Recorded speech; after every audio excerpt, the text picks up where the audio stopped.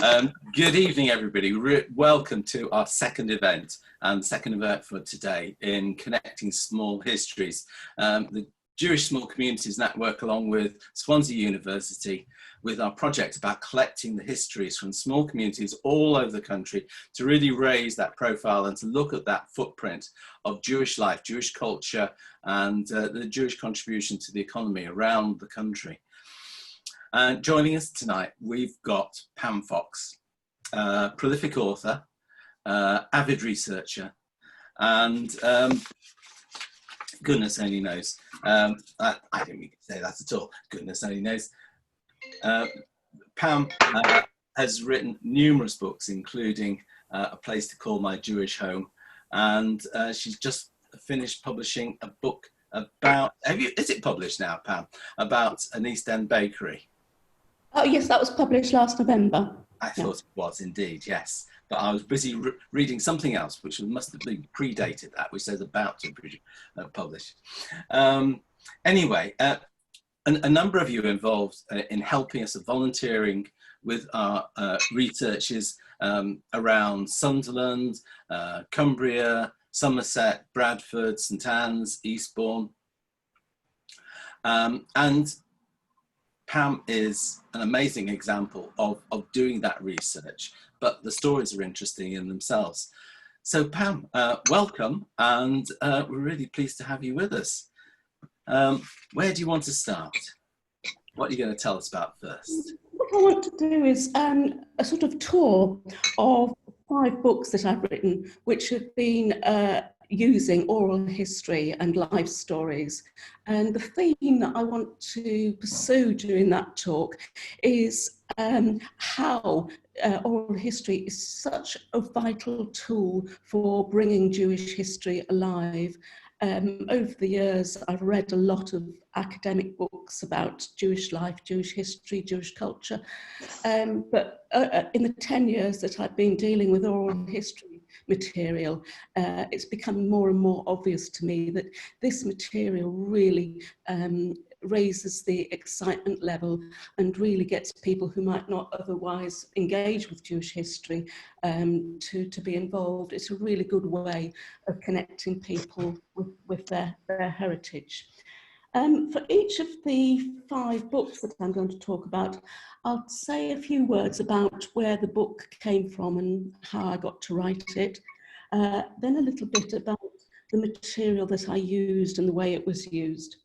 Then just through kind of spirit of learning, to talk about some of the challenges that I faced with each of the books and how that helped me move on to the next one. For all 5 of the books, the sample material. For 2, there, as you mentioned, Ed, I sent out in advance some of the longer stories. There's one from A Place to Call My Jewish Home, which is a life story of somebody called Margaret Regal. And then for my book on the Out and About Club, 50 Years Out and About, I sent 2 shorter life histories. Can I just check that everybody had a chance to see those in advance? Because I wasn't going to read those. I was just hoping that people had seen them. Bit of a mixed response. Some have, some haven't. You've seen them, Diana. But you have a chance afterwards to go and see them. You say they're on the bookshelf, Ed, yes? Yes. Okay. On the bookshelf, and if there's any that's been missed off, then they'll be on the bookshelf shortly, but there's definitely a couple up there, along with a whole load of other material as well. For anybody that's heard me speak before, I really like it when people ask questions. I much prefer to have a conversation rather than to give a lecture. So if that's all right with the technology, Ed, if we can take Absolutely. questions. Go along. Yeah. If people want to ask something, if you can raise your hand, and or if you want to put something in the chat, Carter will pull that out of the chat and ask it for you if you didn't want to break the flow. Okay, so shall I set off on my tour? The first Jewish book, Jewish history book, and also the first oral history book was A Place to Call My Jewish Home. And what it was a book that was produced to celebrate the 100-year history of the Liberal Jewish Synagogue in St John's Wood. The Liberal Jewish Synagogue was the first liberal synagogue in the country, and it's also the biggest, and it's sort of like the start of the liberal movement in the country. My husband and I co-chaired a centenary committee to celebrate the 100 years of the synagogue, and we took sort of soundings on what people would like to see for the centenary, and almost immediately people were saying, we need a book to celebrate the 100 years. And perhaps because people knew that I had a background in history and had done some previous writing, and I didn't move quickly enough, I was given the job of writing this book. It was started as a kind of very small scale project, but then grew like Topsy.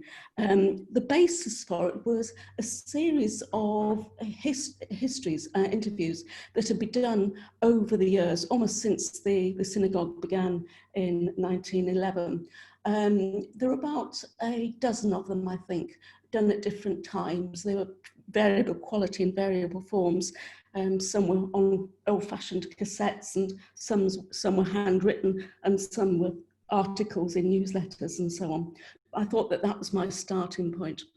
But I quickly realised that I needed to do a lot more interviews, because the people who'd been interviewed either were no longer around, or they tended to be the kind of the high profile characters in the synagogue, and I wanted something a bit more representative, including perhaps some younger people, some newer members, and so on. So I did a whole range of new interviews to supplement the ones that were already around. We got to about 40 interviews in the end, both the old and the new. And the book is divided into two parts. The first part is the history of the synagogue itself, told as much as possible through the anecdotes, memories, information taken from the interviews and some other sources. And then the second part is the whole of the interviews with people. I don't know if anybody's actually seen the book. I know, Diana, probably you have as well. David, you might have seen the book. And they are put individually.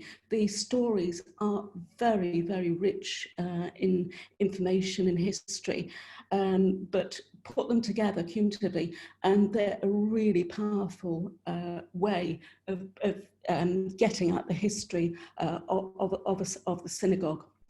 There were quite some challenges writing the book. Some were about me, because I was very new to Jewish history at that time, and had quite a lot of learning. I did a lot of background reading to supplement the oral history material. But some were about the context. It was quite challenging working with the interviews and editing them and writing them up when you're doing that alongside the members of your own community. So I was very aware of not wanting to offend anybody by hard editing some of the material that I had. There was also an issue around duplication, because I both wanted to have the whole stories of people, but to use them as well as quotes within the text about the history of the synagogue. There was a risk of text being duplicated, both in the first part and the second part. So I had to use a variety of devices so that duplication didn't become too evident and it didn't look so clumsy. In terms of what you might read, I picked out from the 40 interviews, the one of a woman called Margaret Regal, and it was probably one of my favourite interviews that I did, because her family were amongst the founding members of the synagogue. So her memories and knowledge that had been passed on to her went right back to the beginning of the synagogue. And she speaks beautifully of some of the early leaders of the community and of liberal Judaism. People will have heard of Lily Montagu and Rabbi Mattock. They're deeply portrayed in Margaret's history. The other thing that stands out, I think, from Margaret's interview is a theme which goes through the history of the Liberal Jewish Synagogue, that of social action.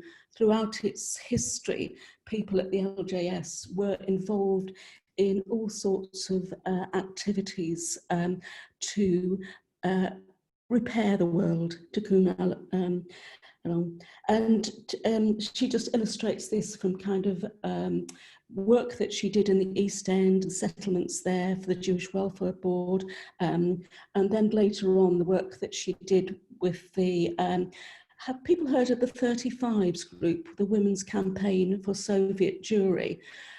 Margaret was one of the founding members with Rita Ecker of that. And the work that she did that was just absolutely outstanding.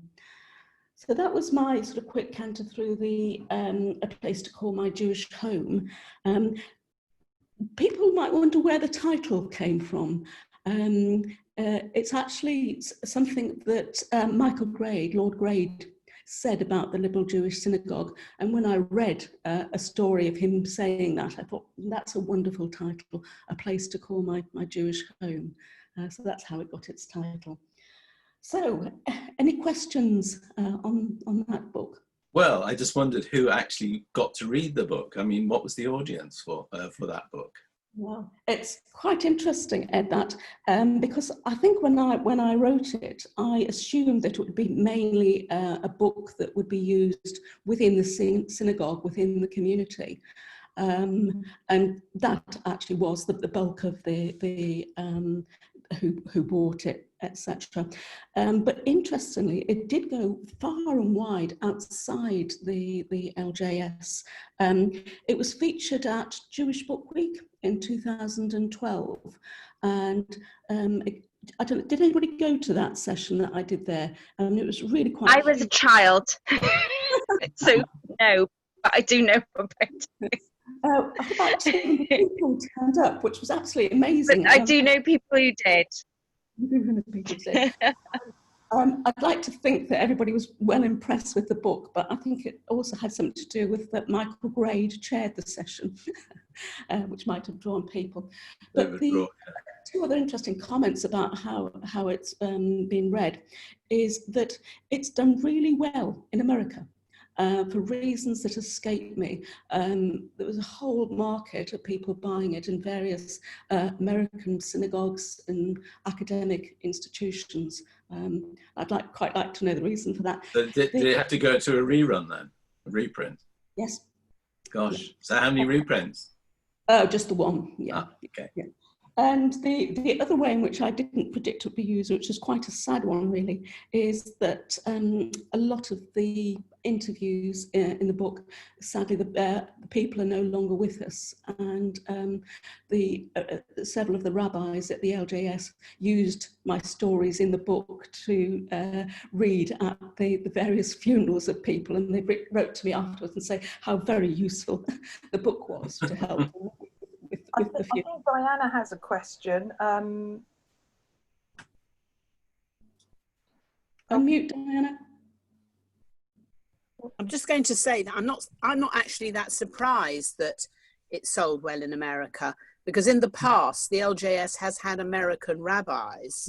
I can think of is one. You've also got to remember that Rabbi Mattock, which I know you're going to come on and talk about, he was American, wasn't he? Yes. So it's not really surprising. I'm not surprised that it sold well in the States, is all I'm saying. No, possibly not, but I mean, I hadn't predicted it in advance, really. You mentioned Mattock. I wasn't going to talk about the Mattock book, but that people might notice that there's a big gap between A Place to Call My Jewish Home my book on Golders Green, and that's because I took 3 years out to do a very academic biography of Rabbi Matuk, which wasn't oral history at all.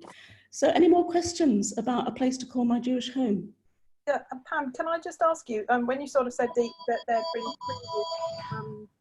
had been I've removed it.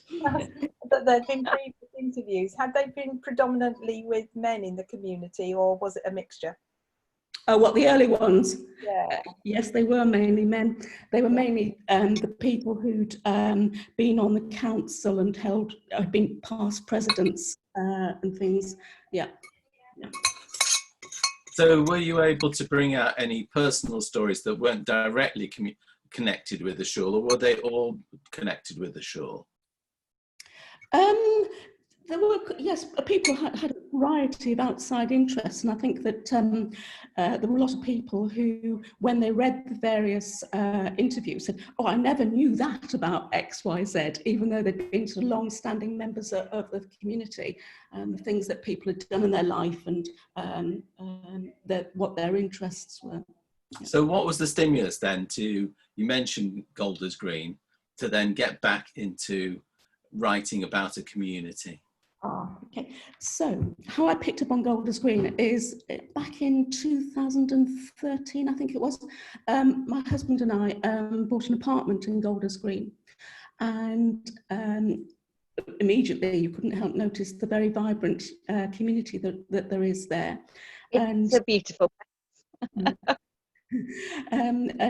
Being a historian and being kind of interested, I wanted to know a bit more about the history of the community, and I went looking for a book or something to tell me about the history, and there was absolutely nothing. Can you believe that? I mean, everybody knows about Golders Green. I lived there, I know somebody that lived there, and that nobody had written the history, and I quite immediately decided that I was going to do that book. Yeah. So where do you start? Because Golders Green, you know, is synonymous with British Jewry. Mm. It's a big subject. It's not just one sort of small little pocket. No, and probably you've seen from the structure of the book that, as well as the kind of chronological history of how it grew and how the population changed, there are a series of chapters on specialist subjects within the Jewish community. So there's a big one on education, a big one on shopping, a big one on the shuls, etc.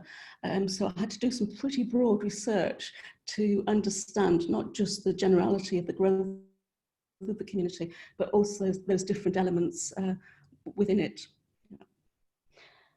It was like a snowball. I got some very good early interviews with people, but I soon found that once I did one interview, it very, very quickly put me in touch with lots of other people. And you sit with somebody and say, well, who you really need to speak to is X. So it was like a snowball effect in terms of doing the research on that. The material I used very differently from the Place to Call My Jewish Home material, because there weren't any complete life stories in the book. I used the material from the different interviews across the book, across the chapters, so they weren't complete life stories in that book. The first challenge that I came across with that book was about what I call permissions. When I was doing the synagogue book, it was almost sort of implicit and tacitly understood that the interviews were going to be written up and used in the book. But the Golders Green was going to be a very public kind of book, and I therefore really had to be clear with people about what material I was using, how people were going to be quoted, etc. So I developed a way of dealing with permissions, which I've subsequently used in other books. So I interviewed people, wrote up the interviews and showed the people what the complete interview looked like.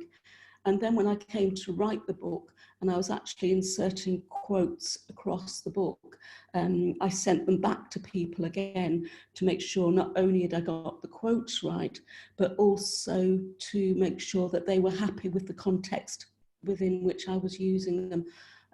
So it was like a double way of ensuring that people were quite comfortable with how... Did you find that anybody objected or, you know, made it difficult for you to use a quote that was useful? They wanted to change it too much? Two things happened. One is that when people saw the first round of interviews, although people have been quite happy to chat to me, you know, quite informally, often in their own homes, etc. When they saw it written down, they felt less comfortable. So quite a lot got changed at that first stage.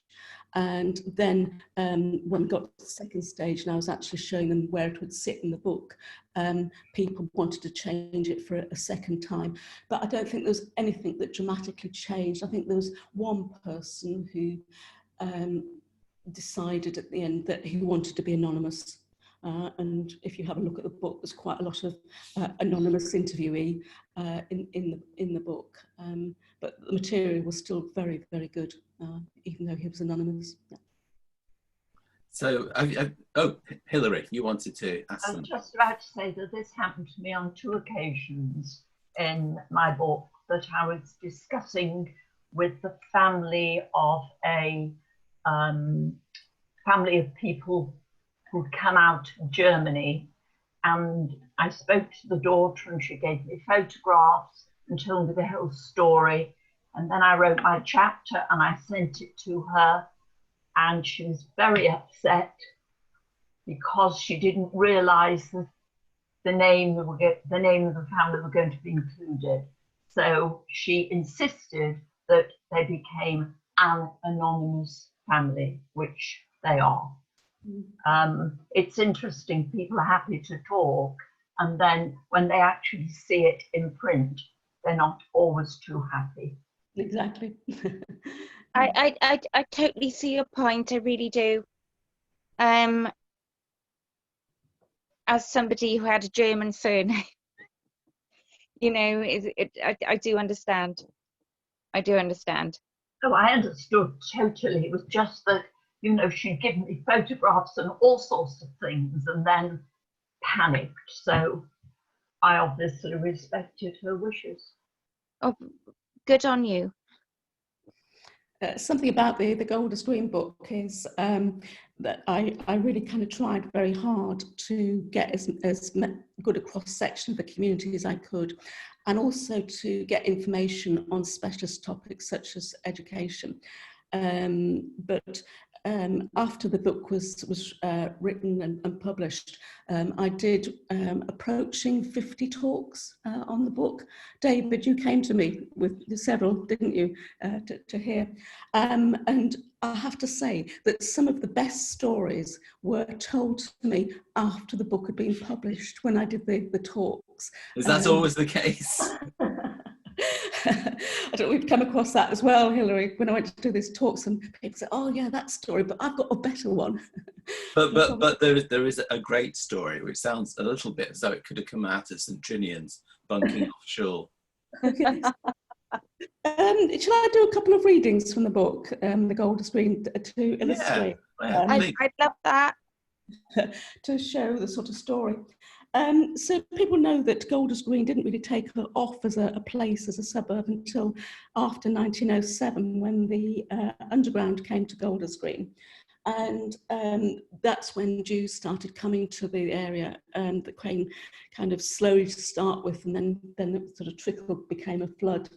And by 1914, they were already talking about setting up a synagogue, what's now known as Dunstan Road Synagogue in Golders Green. And the synagogue grew very, very quickly.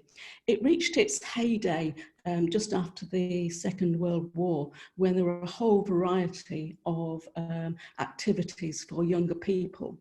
And this is a story about one young person who didn't really appreciate all the effort that was going in. My grandfather often took me to Dunstan Road Synagogue. He went to the main service and I was supposed to go to the children's service. But sometimes instead, I got a bus to Brent Street in Hendon, to the classic cinema there, to see Laurel and Hardy, Flash Gordon and the like. There was just enough time after the film to get back to Dunstan Road before the service came out. One day I got caught out. My grandfather asked me, how was the children's service today? Okay, same as usual, I shrugged. My grandfather said, that's funny. I heard there wasn't a children's service today. How often does that happen?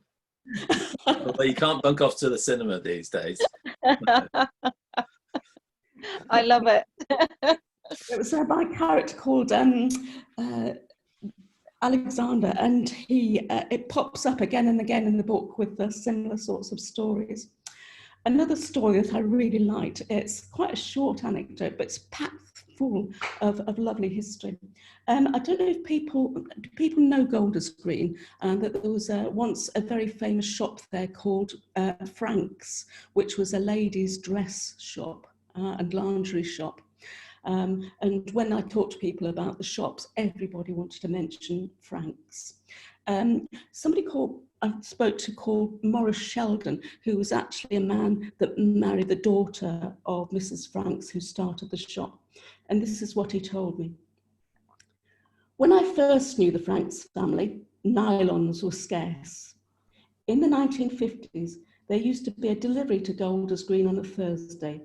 They came down by taxi from Shaftesbury Avenue, where the Franks had a warehouse with another shop. The delivery was substandard nylon stocking, no tights in those days, and only a limited supply of perfect ones. People knew they were going to be sold in the shop on the Saturday morning, and very early, from as early as 6 o'clock, people started queuing in Golders Green Road outside Frank's. One enterprising man used to sell tea and coffee to the people queuing up outside Frank's to buy the nylons. That I just loved as a story, because there's a history about kind of nylons rather than tights, which is a word I hadn't heard for years. The fact that the Jewish shops were open on a Saturday in those days, which Well, just we would be open on a Saturday. Well, actually, no, not really. Naughty. And then the idea of this Jewish entrepreneur who realised that there was a selling opportunity to be done to have his little barrow up and down selling teas and coffees to people. So I hope you can see why I was really attracted by that as an yeah. A lot of the stories that appear in the book, and there are dozens of them, were quite amusing, but also some were quite very, very poignant. There's a man who I came across several times. He was called Mr. Sulzbacher, and he was a German refugee, and he set up a bookshop in Golders Green. He and his family had come from Dusseldorf. And what I learnt was this, is that he survived the sinking of the Arandora Star. I don't know if people know the story of the Arandora Star. Yes, I do. It was a ship that took the interned refugees. Yeah, I know. And it sunk. And Mr. Sulzbacher survived, and he always used to tell people that he did that because of his portly frame. He was able to survive longer in the water. So he was saved and brought back to Britain, but that he was immediately put on another boat, which was the SS Dunera, which I know that you know about. Yeah, I think Diana. And he was sent instead of Canada to Australia, and the Jewish internees on that boat suffered the most awful journey and very bad ill treatment. Diana, do you have a question? Did you have a question? I think Diana has a question. No. No, I'm just not nodding because my father was on the Dunera. That was all. Oh wow. Okay. And the story goes that Mr. Saltzbacher often told about how he survived these two horrific journeys. But what he spoke about less was the fact that by the time he got back to England, he found that his parents and his extended family had all been killed in the Blitz. So just a totally sad story. Those are a wonderful range of stories there, Pam. You know, from pathos, humour, and everything that you would want to make a book readable. But was it, I mean, what was it like getting to actually talk to the people? Was that easy, difficult? As I said, it was easier than I expected because of the snowball effect. What did surprise me was that when I first started, I thought it might be difficult to get interviews with the very most orthodox Jews in the area of the Haredi community, of which there are a large number. But once I got my first interview in that community, I just got referred again and again to more people. And I always tell the story that whereas in the beginning I thought that I might not get any interviews, by the time the book was going to press, I was getting a lot of emails and phone calls from people in the Haredi community saying, "You've interviewed my brother or my cousin, but you haven't done me yet," which was quite amusing, I thought. The Golders Green book really did much better than I ever anticipated. It went to 3 republications. Wow. And sold lots of places. But just about 3 years ago, I suddenly noticed that I was getting an extra batch of royalties, and it turned out it had got into the bookshops in Israel. It had hit the streets of Israel, so that was good. So any questions about Golders Green? Oh my goodness. And Anna Grantham's got a question there. Right. Unmute, Anna, that's it. It isn't a question, Pam, but I think I maybe mentioned when I met you that I was a nurse, a student nurse, and then a staff nurse and a sister at the Jewish hospital in Stepney. Yes. And sometimes on my day off, I used to go along to Golders Green, to Bloom's, or if I didn't want to go to the Aldgate one. But I used to go in francs. And because I was a nurse at the Jewish hospital, and also I used to buy stockings because it was the middle of the 1960s. I was only 2 at the time, I'll have you know. But they used to give me an extra pair for nothing. They say, "Oh, she's a sister. She's a Jewish hospital, a Yiddish girl," you know. And they used to give me either discount or extra. So that was just a nice thing about francs. Yeah. Bloom's as well. If you have a look in the book, you'll find there's about 6 pages of stories about Bloom's. You can imagine that everybody wanted to talk about Bloom's. Yes, of course. Gone now. But Trish wanted to ask, I think she's got issues on the internet, but she wanted to ask, did you find that people mainly wanted to tell you about things that were really eventful, but couldn't really talk about the mundane or the day-to-day?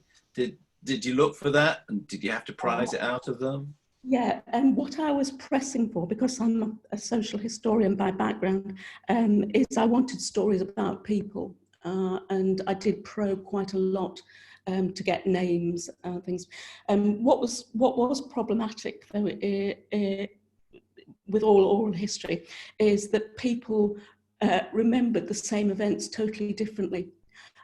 So you could have 2 different interviews telling me about the same event, but to them it happened in a different year and different people were involved and the outcome was different.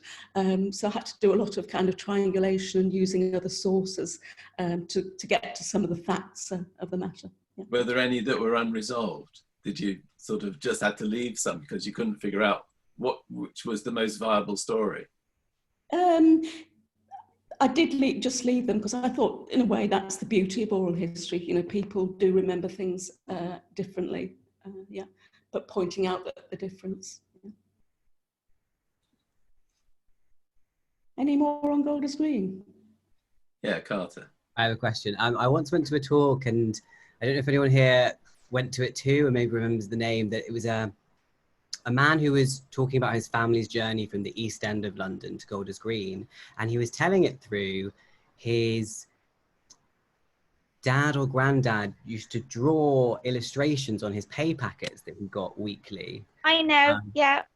Did you see it too? It was really good. I think it went did. to Edinburgh Fringe, but it was at the South Bank. Yeah. But I was wondering, did anybody in your interviews discuss feelings of where they had moved from to Golders with regards to like East End? Because this man's story very much was that his mother or grandmother, I forget, never completely could forget the East End, and she would schlep all the way back to the East End to do her shopping. Yes, because she missed the Yiddisher markets. They were, but long after the butchers and all sorts of other kosher shops in Golders Green, people were still going back to the East End to get their goods and things. I think there was something about the first generation of Jews that lived in Golders Green, a bit of wanting to kind of forget the East End a little bit, because they wanted to show that they were different, they'd moved on, they were becoming assimilated into kind of, you know, the mainstream society. So I think that first generation were not looking as back so much, but then other generations were kind of feeling more comfortable with their identity, and they did want to stay in touch with the East End. Yeah. And I think Golders Green is very Jewish. So it's a comfortable place to be, isn't it? Rather than being somewhere completely different. And when we were talking this morning, and we were talking about the north and places, you know, that I didn't even know there was a Jewish community in Sheffield. I've learnt a lot today. You always think that it's North London and a slight little bit over here, but it's all kind of new to me that outside of London that there is Jewish communities that I didn't even know about. Yes, there's a Jew in every borough in the country, according to the census, and some of those are hidden by the census so they don't get,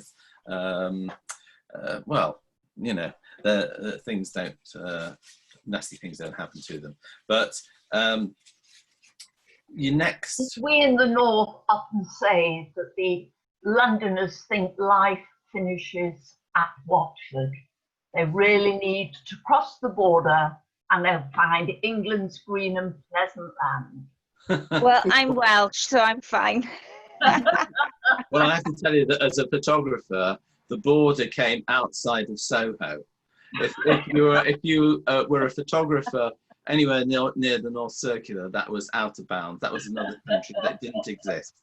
So maybe, you know, being Jewish and north of Watford, not so bad. That's pretty worldly. Pam, let's go on to your 50 years out and about, because you've got a different way of working there, haven't you? A very different way of working.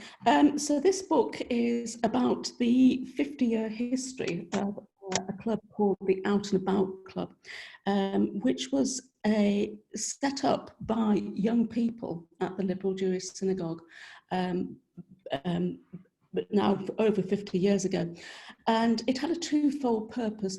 Firstly, as a way of involving young people in social action, as I mentioned earlier, but also to support, help and entertain people with disabilities.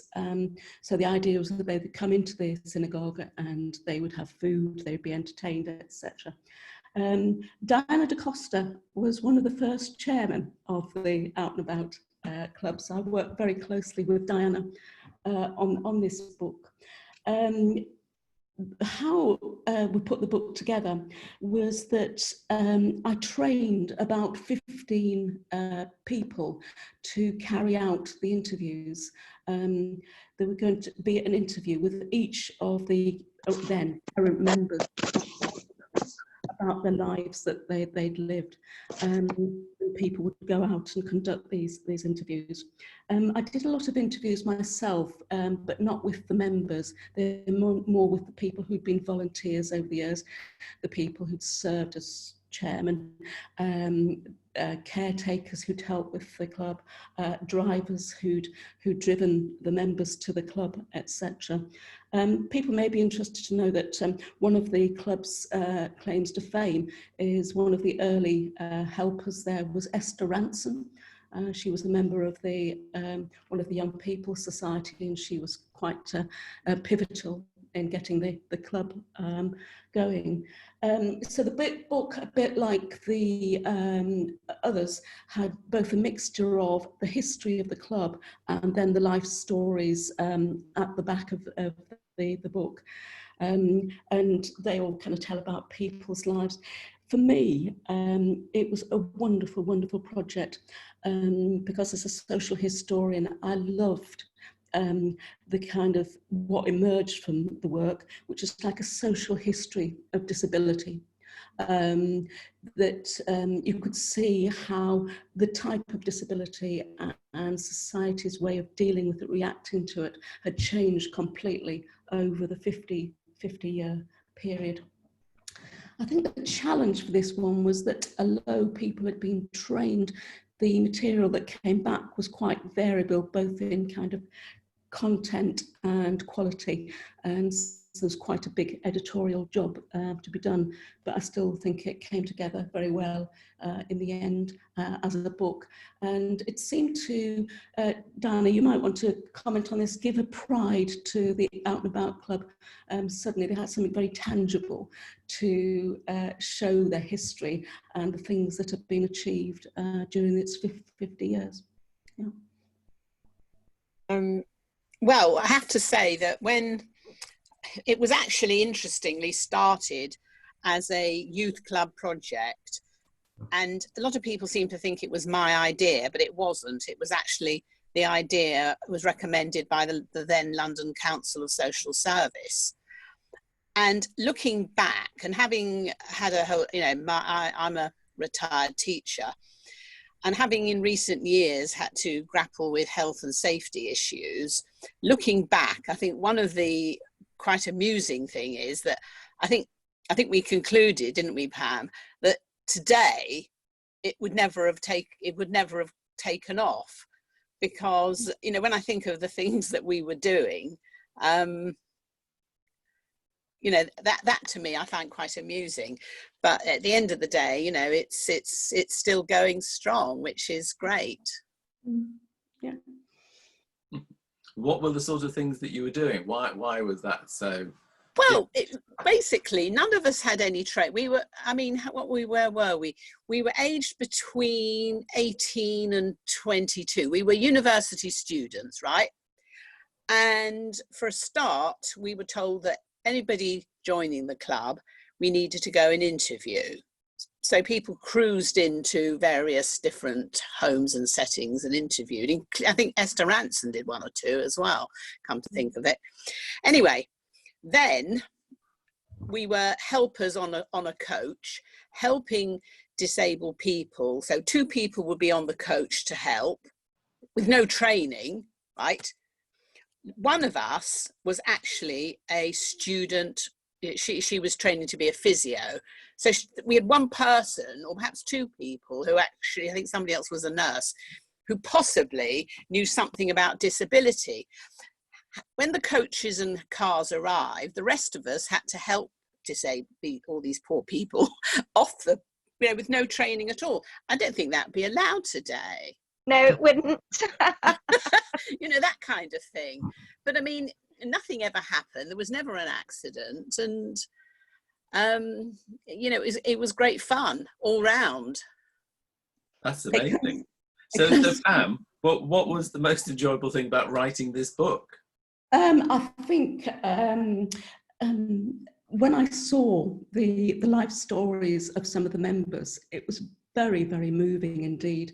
Is that, you know, hear people with kind of quite severe disabilities, quite frail, and they've achieved absolute marvels in their life and done the most fascinating things. I sent out in advance a couple of the life stories. There was one woman, Rosie Saunders, which I circulated, who was married to an East End Jewish criminal. He was a serial criminal, and he was in and out of prison, and this story is told in Rosie's autobiography, and it's an amazing story, and you get a really full flavour too from Rosie's story about the old East End as well, which was lovely.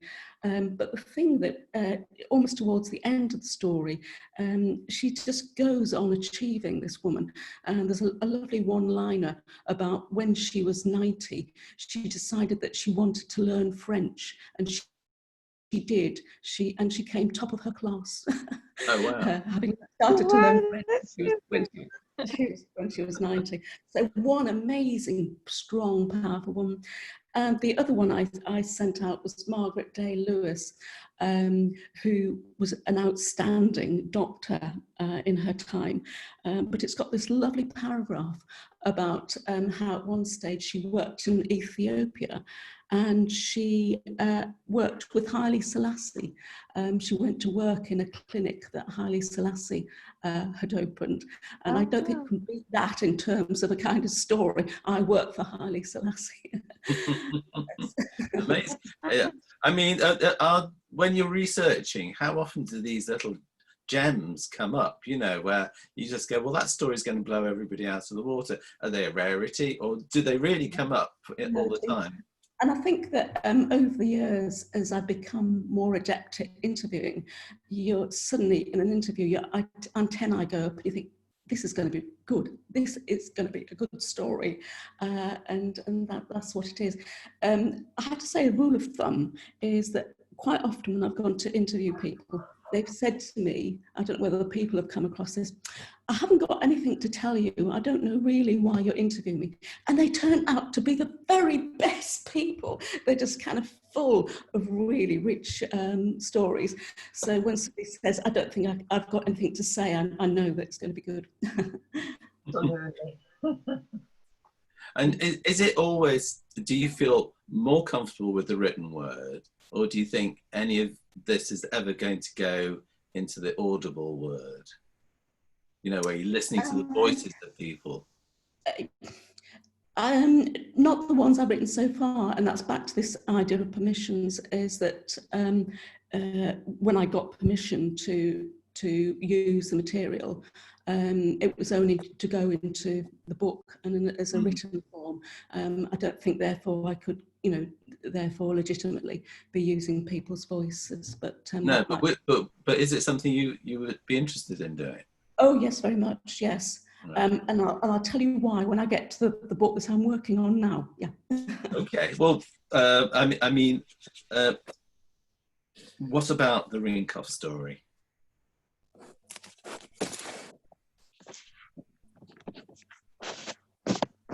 I've lost you, Ed. Take any order you want, but. Sorry, Ed, I lost you there. Oh right, okay. I was just taking you onto the next part of the material that you've got, and I was referring to the Rinkoff story. How that came about was that when I was doing the talks on the Golders Green, as I mentioned, I did about 8 for the AJR. Association of Jewish Refugees, yeah. And the coordinator there was Esther Rinkoff, who is married to the master baker at the Rinkoff Bakery. And I stayed in touch with her. And early last year, I met up with her, and she started to tell me that she was doing walking tours based on the history of the Rinkoff Bakery, which is the last Jewish bakery in the East End of London. And she sat and she told me about the history, and I just said, this is a book, this really is a book. And within a month I'd started work on the Rinkoff story. That just came out of the blue? Just out of the blue. Yes. It was quite a difficult book to write because although the Rinkoff Bakery is now internationally known. You know, it's a very famous bakery. There was nothing. There were no archives. There was no written material whatsoever. So I was very much starting from scratch with the Rinkoff story. I interviewed most of the family who are still around. And how many of them were there? Some of the bakers. I interviewed about 30 people altogether who were part of the family. And some of them I had to do remotely because she was based in Spain, another one in America. I did customers, I did the bakers, I did suppliers. So it was a kind of cross-section of people to get a 360-degree kind of picture of the bakery. Although I got people's life stories, the material was used across the book to write the book. I don't know if anybody's seen the Rinkoff story, but it's told very much through the eyes of family members in as much as possible, which is a bit different from the other books. So was the bakery still going when you started writing the book, or yes. had it? No, it's still going. Oh, it's still going now, right? It's 108 years old. Yeah. And how easy was it to get hold of the customers? Did you just stand in the shop? What did you do? I stood in the shop, and the family members got the interviews with me as well. Yeah. Fantastic. Wonderful. I think So Anna, are there any? Oh, sorry. Go on, Scarlett. got a question from Anna. No, just about the Rinkoff story. I went on a walk in the East End with Rachel Kolsky, who does amazing walks in the East End, and this one was Rebels and the Rinkoffs. And we went to the bakery and we bought some stuff, and we met the lady whose daughter, I think she has 3 daughters, but at least one of them now works in the bakery. Yes, 2 of them do. Yes, Deborah and Jennifer. Yes. Yeah. Yeah. So, and it was very interesting when those walks start again. Rachel is a marvelous person to go around the East End with. She does great, and she's amazing because she has a visual defect, and you would never know. And she's got a wealth of history about the Jewish East End. Okay. So that was So just I learned an awful lot in this about baking. So yes, it was a story about the East End and the bakery in it, but I was absolutely fascinated learning about the different tools and techniques of running a bakery. And so have you been able to employ any of these baking techniques? This is what we want to know, because everybody in lockdown has been baking their socks off. No. No, I wrote about it. I haven't practiced it. Hey ho. Well, never mind. A couple of readings from the Rinkoff book were people like that. So one of the family members that I interviewed is the oldest of the grandchildren of the original owner, Hyman Rinkoff. And because she was born in the 30s, she was able to take me back to the very early days of the bakery, and her memory was absolutely crystal clear. And the story that I loved most about that she told me was one I call the 2 Moishis, which is that in the late 30s and early 40s, Hyman, the man who founded the bakery, employed 2 bakers, both of whom were called Moishi. There was Big Moishi, the younger one, and Little Moishi, the older one. The younger Moishi was a member of something that was called the London Jewish Bakers Union, which was the kind of, the craft union for the bakers in the East End. And he was very, very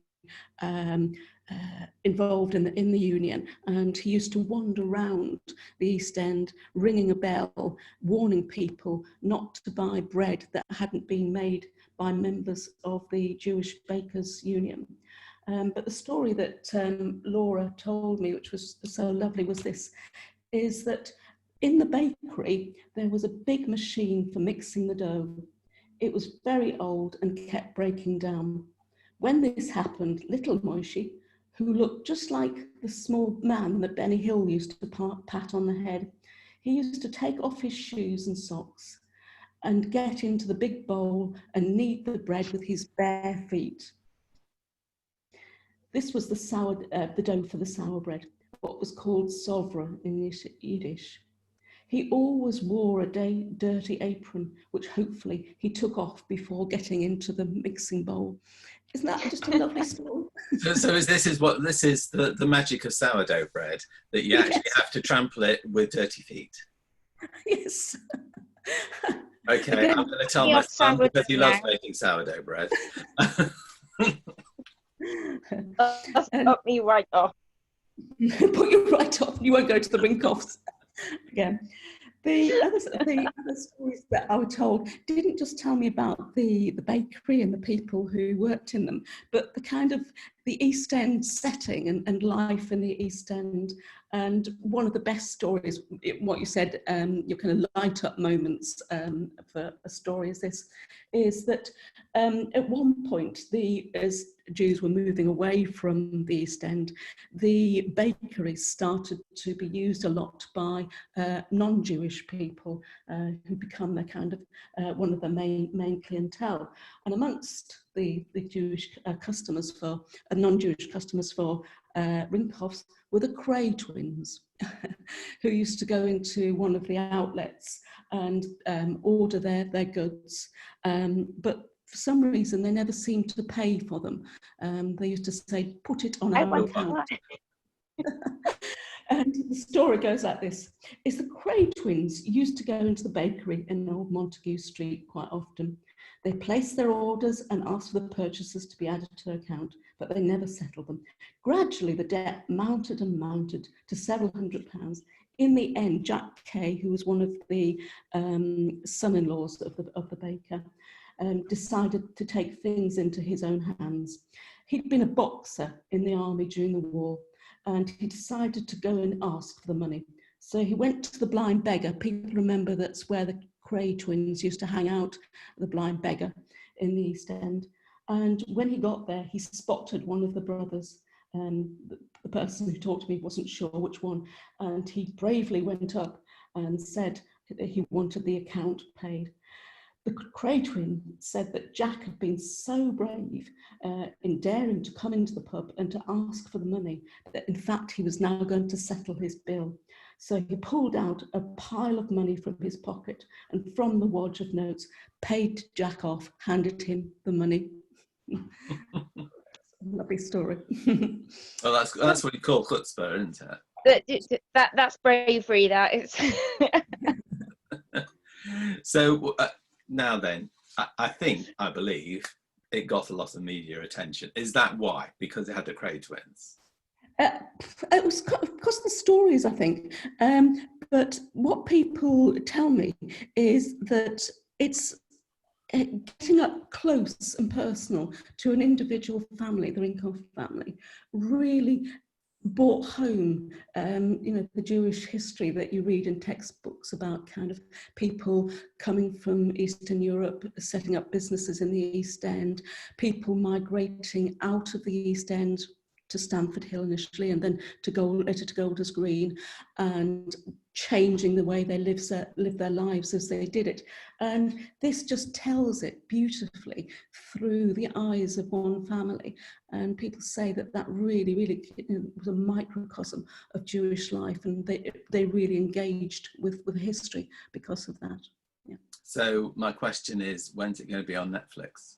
Yeah, I think that I keep saying to Ray, who's the master baker there, it would actually make a lovely documentary because it's got everything from kind of, East End life to, the lovely array of produce that they produce, and how the baking and what they bake has changed over time, how the clientele has changed. It's got a lot packed in. I think a lovely documentary.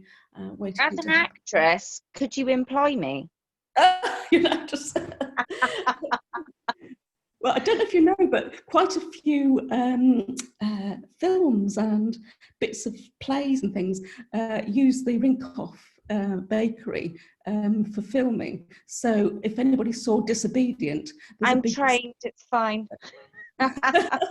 Disobedience was filmed partly in the Rinkoff bakery. Yeah. Oh yes, yes. Yes. Well, so there we are. Is That's my work sorted now. that it? So next week on the coffee break, Nikki is going to give us a full performance of the Rinkoff story, and we look forward to that.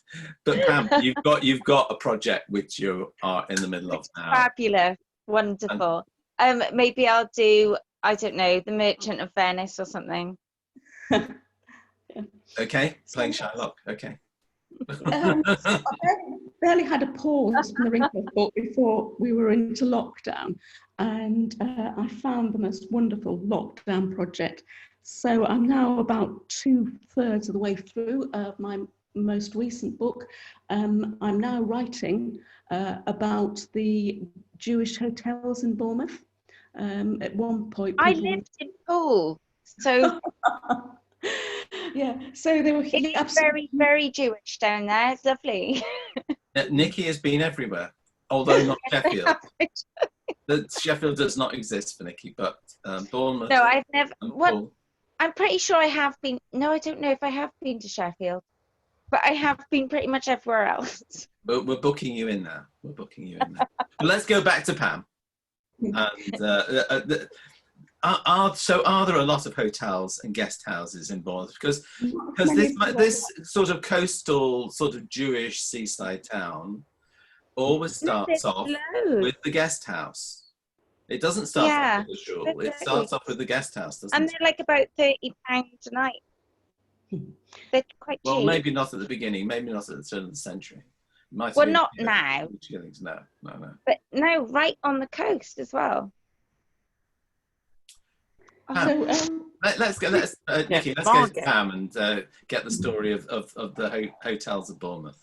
So I traced the first Jewish boarding houses, they were then called rather than guest house, back to the end of the 19th century.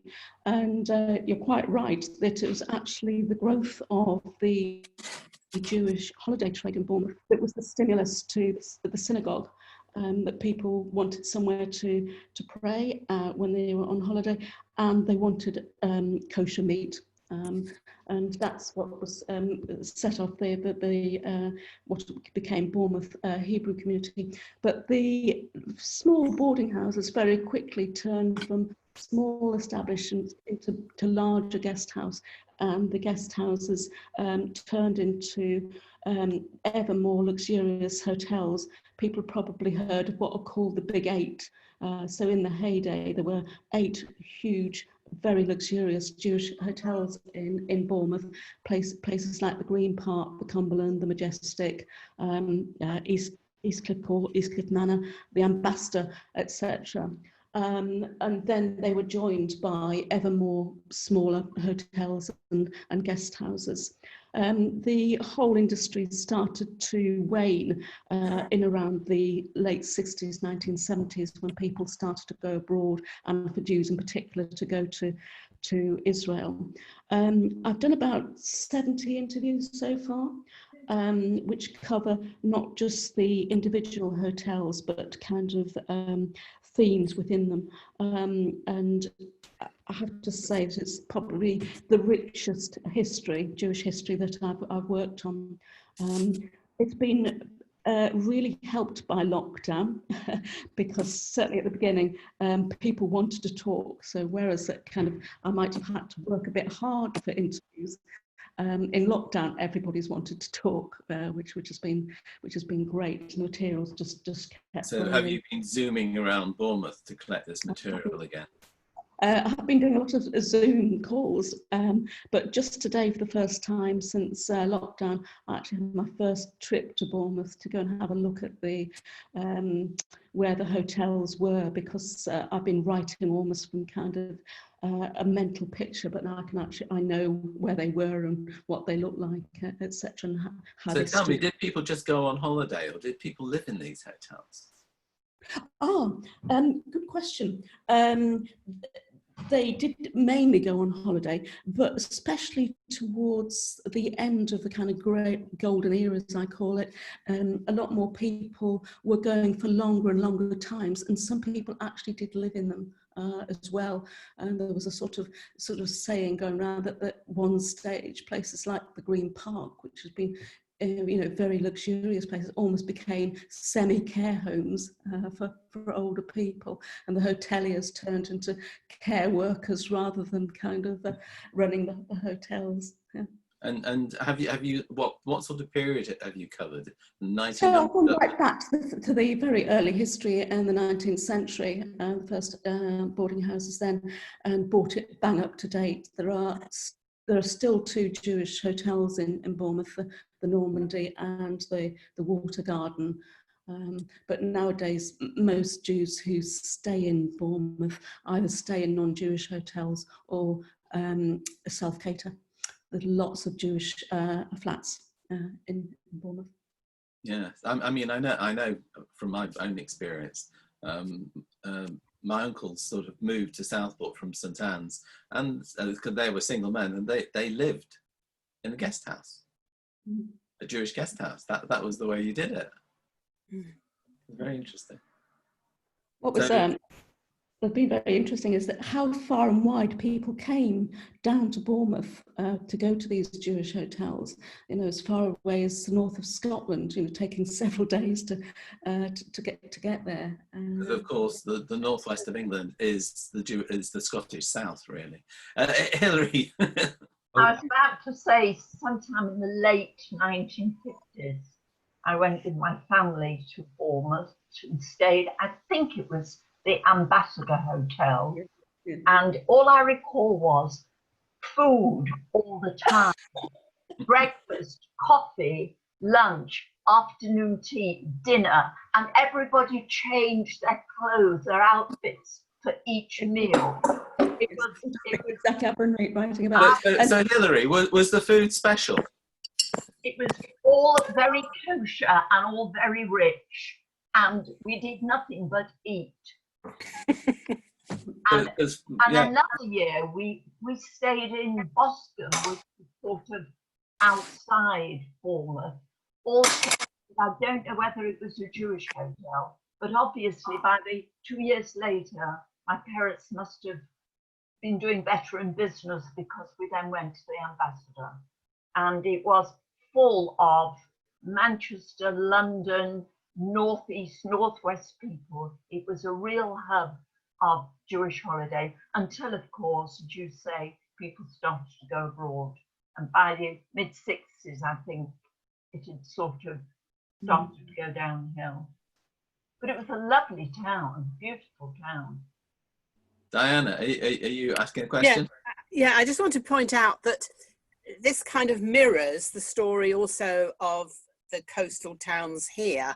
Margate was also, had lots of Jewish hotels, and it's the same sort of syndrome. The synagogue was founded in about 1930, partly because there was a local Jewish population, but also because of the many Jewish hotels and boarding houses, and to a lesser extent, there was also Jewish boarding houses in Ramsgate, and in fact my husband's great-grandparents founded the first Jewish boarding house in Ramsgate, and the reason that was there, it was round the corner from the Montefiore synagogue.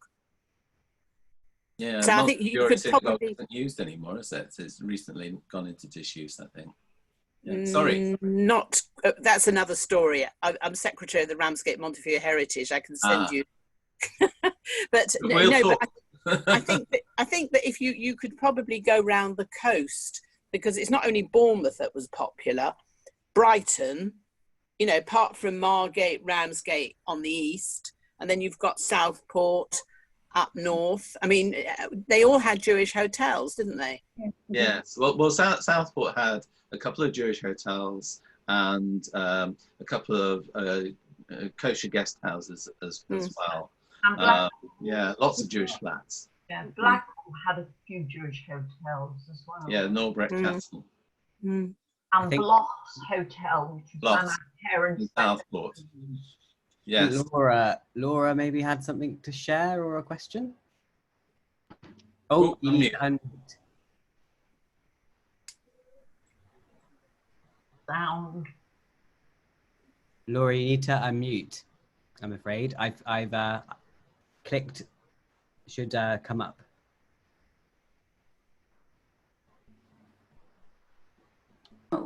There we Yeah, go. okay. I'm not, yes, to say that I've also got wonderful memories of childhood holidays in Bournemouth, and my parents travelled all the way from Northern Ireland. Oh, really?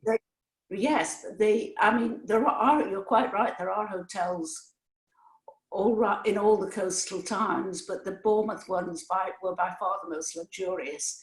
They were the Jewish 5-star, as someone said, with wall-to-wall food. You started with breakfast and you ended up with supper at about 10 o'clock. And not for the main meals, but for sort of mid-morning coffee and afternoon tea. If you were staying in another hotel and you were there, you got fed. And they had entertainment and programs for children. They were an absolutely wonderful family holiday. And probably, if in terms of what they offered, actually very good value. That's probably what everybody wants now that nobody's travelling abroad. It was a posh Jewish holiday camp. The Jewish Borscht Belt. Yeah. Exactly. Yes, it's known as that. Ed, how are we on time? Shall I read a couple of stories that I've gathered? Yeah, we've got about 10 minutes, so a couple of stories would be great. Okay. So the first one that I'm going to read, I have to thank David Jacobs for, because he procured this one for me. We talk about the food, but apparently in the immediate post-war years, in the guest houses in particular, the food wasn't that great. And the story goes like this. My parents went to Bournemouth for their honeymoon in 1946. They stayed in one of the guest houses there. My father was deaf, but one of his great pleasures in life was eating. The food at the guest house was awful, and he decided then and there that they couldn't possibly stay. My parents went upstairs, and my father asked to borrow my mother's lipstick. He used it to paint dots on his face, on his neck, and on his arms. He went back downstairs to explain to the guest house owner that they had to leave because he wasn't well. On seeing the spots, the owner was only too pleased to let them go. So they packed their bags and moved across to the Green Park Hotel. After they settled in, they went down to dinner. And while they were eating there, to their horror, they noticed that the guest house owner was also there dining. They were very embarrassed, but it was clear to them the owner didn't like his food either. It's not just a lovely story. It's a really good one. It's a really good one. Any more gems from Just so the kind of most luxurious and perhaps the best known is the Green Park Hotel, and they had very kind of upmarket guests there who were quite demanding. And I spoke to somebody called Barbara Glynn, who is the daughter of the hotelier. It was a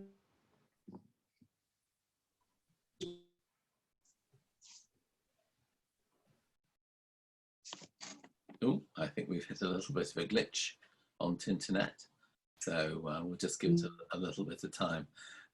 Stories from around the coast, Jewish towns around the country.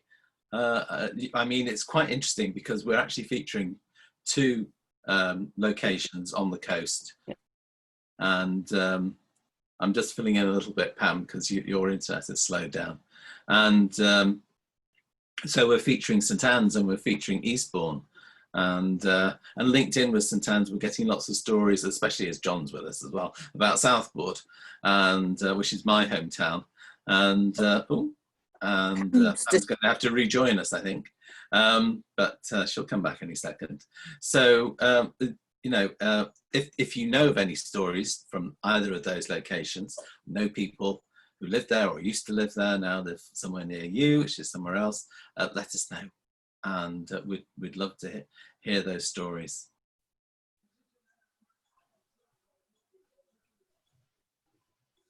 I mean, if you're coming up to date, I mean, in the 1960s and 1970s, if you're a member of YJNF, Young JNF, used to tour around many of these locations around the country. And there's some stories that maybe are not suitable for telling at this time of night, after the watershed stories. Certainly, once a year, JNF always used to get together and had a very raucous weekend, sometimes in the exact hotels that we're talking about. But I think Pam might be back with us. I'm back. Pam, I'm sorry. we've not got your camera. Did you lose me? Yes, you disappeared for a quick whiz around the moon and come back from the dark side. But your camera's not on. There we go, you're on. So we were talking about you know, the coastal stories, and you just read us one extract. Are there any other stories from Bournemouth? So did you hear any of the one that I started about about the Green Park? No, okay. No, we didn't hear Green Park. Okay, so the Green Park, which was the most luxurious of the hotels, was owned by the Marriott family. And I've had a number of interviews with their daughter, and she told me this story. One lady phoned up and spoke to my Auntie Ray. She liked coming for the first 2 weeks in June. Auntie Ray pointed out that this year Shavuos would fall within the period, and knowing that this lady wouldn't want to be there for the festival and pay the extra cost involved, suggested she choose another time. After prolonged argument, my aunt said, "Perhaps you'd like me to phone the chief rabbi and ask him to move the date of Shavuot." After a pause, the customer replied, "Oh, would you do that, please?" So, if you don't ask, you don't get. John's just commented about Southport. There were lots of guest houses. I mean, Pam, have you discovered whether Bournemouth started off with a guest house and the community followed on, or was it always just a seaside holiday and the community just gathered around it, or was there a community there first? No, well, there were a small number of people, and they were mainly richer Jews who'd moved out of London. You know, the East End story about people gradually moving out, and the very first people that moved did move quite away and bought some sort of very large houses. So the very first Jews to live in Bournemouth were living in very, very substantial houses. And then it was a kind of chicken and egg situation that once the boarding houses started to open, then people came to the town to get involved in activity to support the boarding houses, various shops and things. And that's when the community got going, yeah. Oh, right, okay. So, I mean, and what was the earliest date you've gone back to in Bournemouth? What, for a guest house or the Jewish community? Well, a presence of any description. I got the first mention of a Jew living in Bournemouth in the early 1870s. Right. What I did is I did a hit on the Jewish Chronicle and put in Bournemouth. And the very first mention of a Jew being in Bournemouth was in, I think it was 1872. Right, okay. I mean, I was looking back at St Anne's, and the start of the community in St Anne's was that the cotton merchants or the cotton traders from Manchester, who were mainly Syrian and Iraqi, moved out of the city of Manchester to get away from the smog and the smoke, and went to live in St Anne's. And my family was living there. before my grandparents got married. So I wondered whether that was a similar sort of thing, because the predominant community was Sephardi, even at that point. I think, 1870, it was definitely, it just started the migration from the pogroms in the East. And, but it was still quite a gentrified Jewish community of Sephardim, wasn't it? What's Yes, the I town? found Elias Rahamim Salem, who died in St. Anne's in 1947. Is he part of your family? Salem, not Salem, Salem. Yeah, Salem, yes. Yes, in a word. He was a shipper, yes. Eliyahu Rachamim, that's my grandfather. Oh, is it your grandfather? Yeah. Ah, how about that? Yes. Right. Born 1882, died 1947. Yes, that's him. Yes. My grandmother died about 6 years afterwards, 1953. She was called Zarif Jada. Yeah, Zarifa. That's it. Or I've got Zarife. the right people then. Yes, and they're buried in Urmston. Are they? Right. Yes, yes. So in the Sephardi cemetery in Urmston. But enough about me. We're talking to Pam. Trish has got a quick question. Yes. Yeah, can I ask a quick one, Pam? Because Ed's asked that question about which came first, the boarding house or the synagogue, and we've got a really interesting little problem that has arisen already in terms of doing the project that we're doing. That the earliest Jewish boarding house, as far as we can see, in Eastbourne is again in the late 1900s, but a scratch history of the Eastbourne Hebrew congregation that I've just been passed says this really sort of comes to the fore and is founded in the 19-teens. So it sounds like this is quite a common pattern, is it? That that might not necessarily be a problem, that these two dates are very different.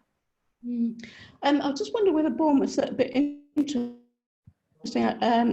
bit different from the other resorts, in that to start with the emphasis was less on a holiday resort, but more about convalescence. A lot of the initial people that went to Bournemouth did so because they were ill and had particularly lung problems. So that was the kind of flavour of the first Jews in Bournemouth. Really, they went for their health. I'm not sure whether that's the same in the other resorts. No, that's the same in Southport, I think. Yes, John, definitely. did you find that? It was hello. Oh. It was definitely the case in Ramsgate, round here, because there were lots of Jewish. Were homes for children, some Jewish, a lot of Jewish ones, also non-Jewish ones. And in fact, Anthony's great uncle, who was born in 1881, was asthmatic, and the doctor recommended his parents to move to the East Coast, to Ramsgate, where, as I said, they founded the boarding house. And so they moved about 1886. And his great uncle lived to be 96. So obviously the medical advice was very good. It worked. It works. Thanks, Deanna. To round off, has anybody got any questions? Because the research that Pam's done that, and the methodology, get the words out of my teeth. It's quite rigorous, and it's interesting to see. You definitely get a sense of what comes first in approaching the story, what comes second, and then pulling it all together at the end. Does anybody like to comment or ask about that? Maybe compare notes on how you do it. Really depends on, well, in my case, in John's case, apart from Southport, there was very little in the way of records of any sort, so we really had to scrabble around. And sometimes mention that you're doing it and somebody approaches you and you get it that way, or you are maybe lucky enough to know somebody who was married there, and then you get in touch with a family and it leads on to other things. I know when I was doing the Blackburn book, all I had were the copy of the marriage registers. There were no shul records, absolutely nothing at all. But then you had a friend like David Jacobs who went through every single record for me of all sorts of things. He was a real pal. So I'm saying it publicly, David. You have been a scar. Pam, is there anything that stands out about this particular book for you? I think it's somebody sort of stole my line, actually, because I was going to say the eating.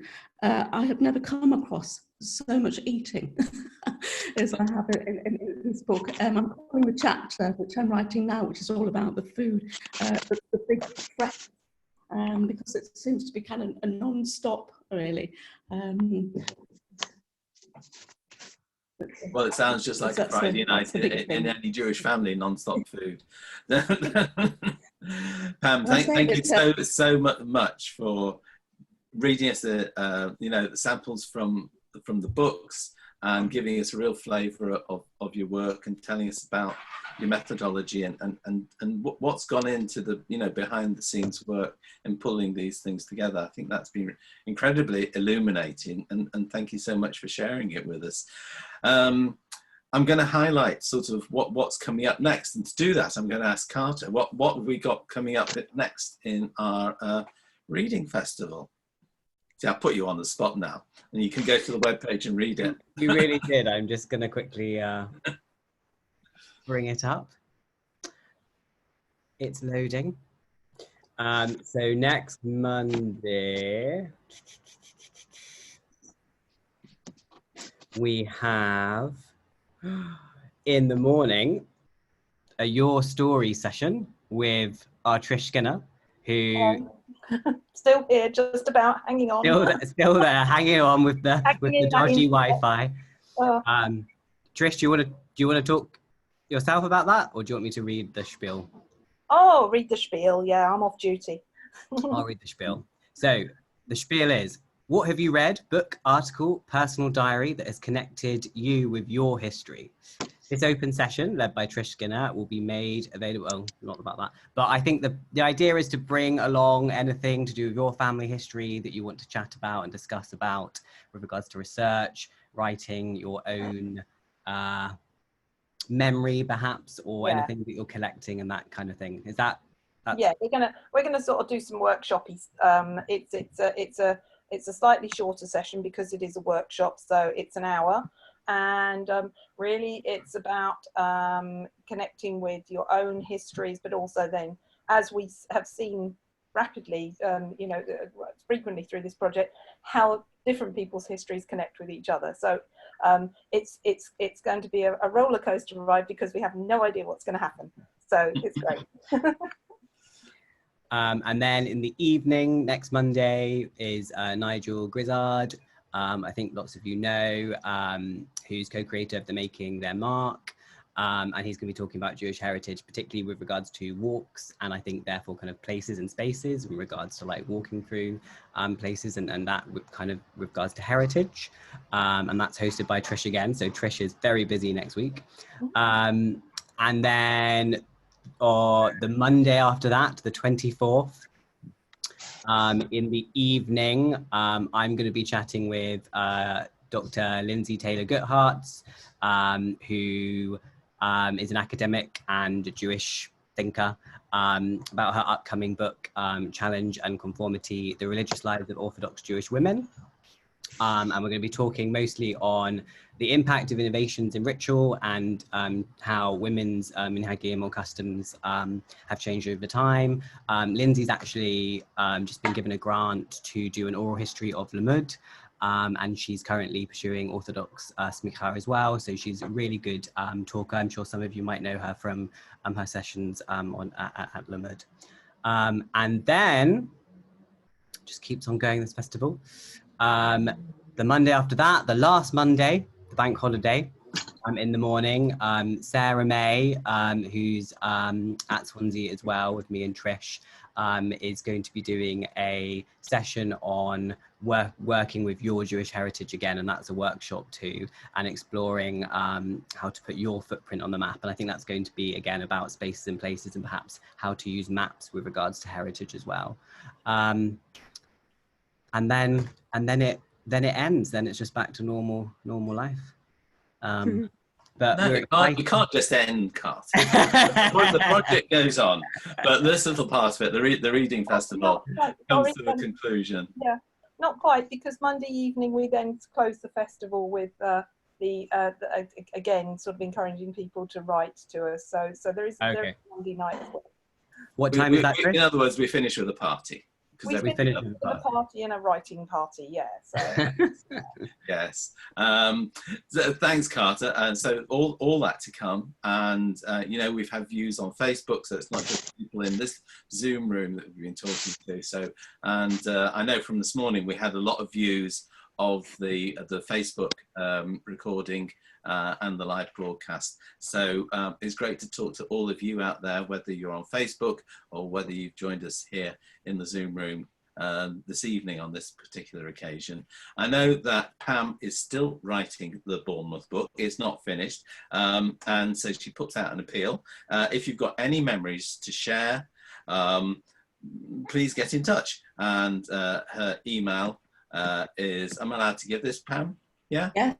Okay, so it's just email Pam Fox, that's all one word, at virginmedia.com, and get in touch with her, with Pam. And if you've got any stories about any of the areas, or any stories at all that you think would be of interest to our Connecting Small Histories project, please send them to heritage@jscn.org.uk.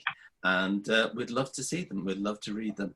And until the next event next week, when Trish takes the helm for the whole day, and that will be an interesting workshop in the morning. I'm going to say goodbye for now. Thank you to Pam. Thank you for coming. Thank you for listening. And we'll see you at all the other events this month. Bye for now. Bye for now. Bye. Bye.